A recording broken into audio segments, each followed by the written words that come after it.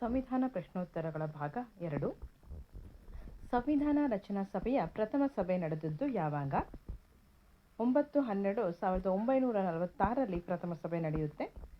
ಸಂವಿಧಾನ ರಚನಾ ಸಭೆಯ ತಾತ್ಕಾಲಿಕ ಅಧ್ಯಕ್ಷರಾಗಿ ಆಯ್ಕೆಯಾದವರು ಯಾರು? ಸೊ ಇದಕ್ಕೆ ಸರಿಯಾದ ಉತ್ತರ ಡಾಕ್ಟರ್ ಸಚ್ಚಿದಾನಂದ ಸಿನ್ಹಾ.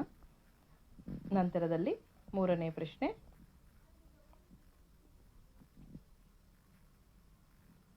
ಸಂವಿಧಾನ ರಚನಾ ಸಭೆಯ ಚುನಾಯಿತ ಅಧ್ಯಕ್ಷ ಯಾರು ಅಂತ ಕೇಳಿದ್ದಾರೆ.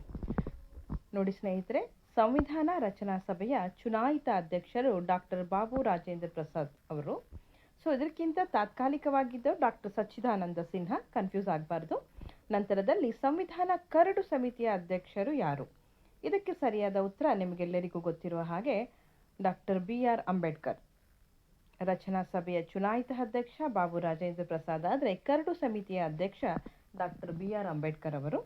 ಹಾಗಾದರೆ ಮುಂದಿನ ಪ್ರಶ್ನೆ, ಸಂವಿಧಾನ ಮೊದಲ ಕೈಲಿಖಿತ ನಕಲನ್ನು ಯಾರ ಮಾರ್ಗದರ್ಶನದಲ್ಲಿ ಕರಕುಶಲ ಮಾಡಲಾಯಿತು ಅಂತ ಕೇಳಿದ್ದಾರೆ. ಇದಕ್ಕೆ ಸರಿಯಾದ ಉತ್ತರ ನಂದಲಾಲ್ ಬೋಸ್ ಅಂತ.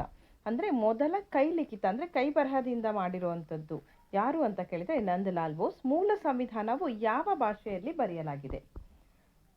ನೋಡಿ ಸ್ನೇಹಿತರೆ, ಕ್ವಶನ್ನ ಸರಿಯಾಗಿ ಅರ್ಥ ಮಾಡ್ಕೊಳ್ಬೇಕು. ಮೂಲ ಸಂವಿಧಾನ ಯಾವ ಭಾಷೆಯಲ್ಲಿ ಬರೆಯಲಾಗಿದೆ? ಉತ್ತರ ಇಂಗ್ಲಿಷ್ ಮತ್ತು ಹಿಂದಿ ಭಾಷೆಯಲ್ಲಿ ಬರೆಯಲಾಗಿದೆ. ನಂತರದಲ್ಲಿ ಅನೇಕ ಭಾಷೆಗಳಲ್ಲಿ ಇದನ್ನು ಬರೆಯಲಾಯಿತು. ಮೂಲ ಸಂವಿಧಾನವು ಇಂಗ್ಲಿಷ್ ಭಾಷೆಯಲ್ಲಿ ಯಾರು ಬರೆದಿದ್ದಾರೆ?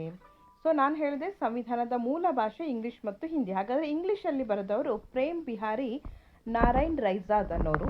ಪ್ರೇಮ್ ಬಿಹಾರಿ ಅಂದರೂ ಕೂಡ ಸಾಕಾಗುತ್ತೆ.